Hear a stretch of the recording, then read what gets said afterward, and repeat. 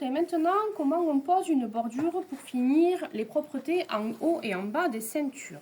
Donc on va couper tous les petits morceaux de tirant, de serger qui dépassent, ou si on a des petits décrochés, pour qu'on ait quelque chose vraiment de droit complètement.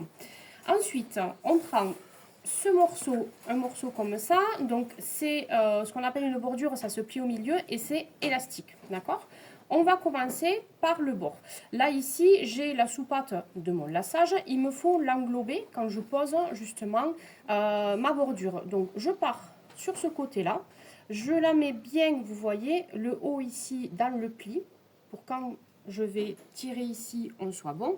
Et je vais venir piquer tout ça en englobant à chaque fois ici. Et on fait une très légère traction au niveau de l'élastique. Pourquoi? Pour que ça galbe bien au niveau et que ça resserre, mais pas trop. Si on tire trop, ça va froncer, ça ne sera pas joli. Et si on ne tire pas assez, ça va justement bailler. D'accord? Donc la première chose à faire, c'est régler sa machine. Donc on regarde que l'aiguille soit bien en haut. D'accord? Ensuite, on va mettre un point de zigzag. Et on va regarder un petit peu l'écart. On fait des petits tests sur sa concierge.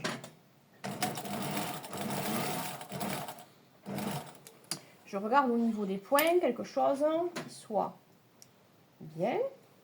Pas trop large, mais assez. Hop, je clique pour tourner. Voilà. Là, j'ai quelque chose qui est propre et qui est bien pour faire justement une bordure, d'accord? Pas trop resserré, pas trop grand ni trop petit. Voilà. Quand j'ai réglé mon point, je reprends ma ceinture avec ma bordure. Je vais venir placer ici. Je fais dépasser un tout petit peu et il faudra ensuite faire un petit bourdon ici au niveau de chaque bord. D'accord? Donc on va venir placer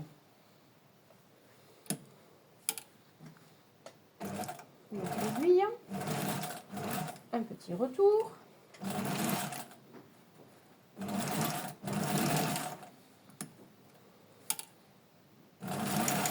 Voilà.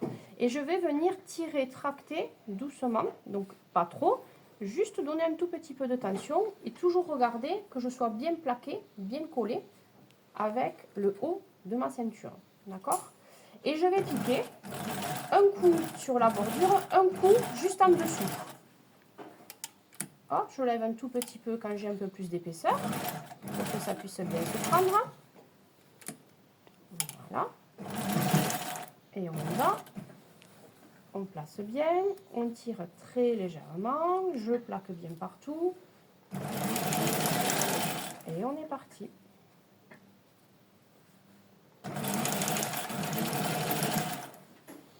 Quand on a des arrondis, on suit bien les arrondis.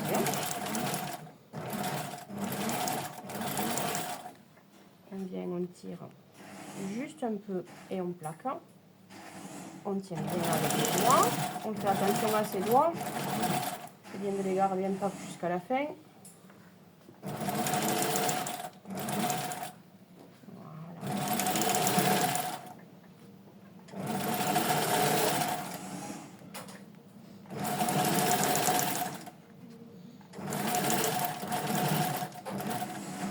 Vous comprenez l'intérêt maintenant de bien laisser un et demi en haut, un et demi en bas au niveau des fermetures, c'est-à-dire des agrafages, du laçage, des œillets, ainsi que du bouclage quand on a un bouclage. D'accord? Ça, c'est très important.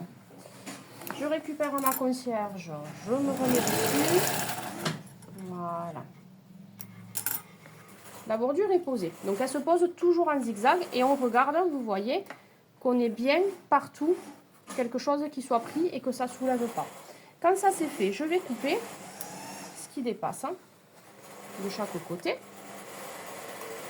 Et on va faire ce qu'on appelle maintenant les bourdons de chaque côté. Un ici, un ici. Les bourdons, c'est exactement comme ce que vous faites pour les bouclages. Donc, je relève, je vais resserrer au maximum. J'agrandis bien. Je fais un petit test sur ma concierge.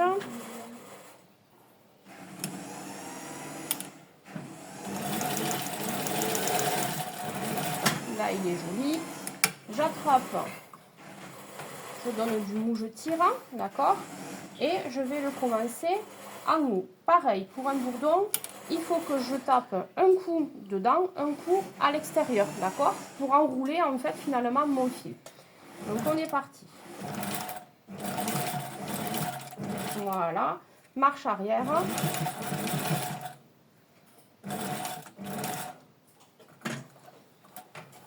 Je pique, d'accord, dans ma bordure. Je fais passer mon fil ici, je remets et je refais une dernière marche avant. Petite marche arrière légère pour bloquer mon point. C'est fini. Soit je remets sur ma concierge et je continue.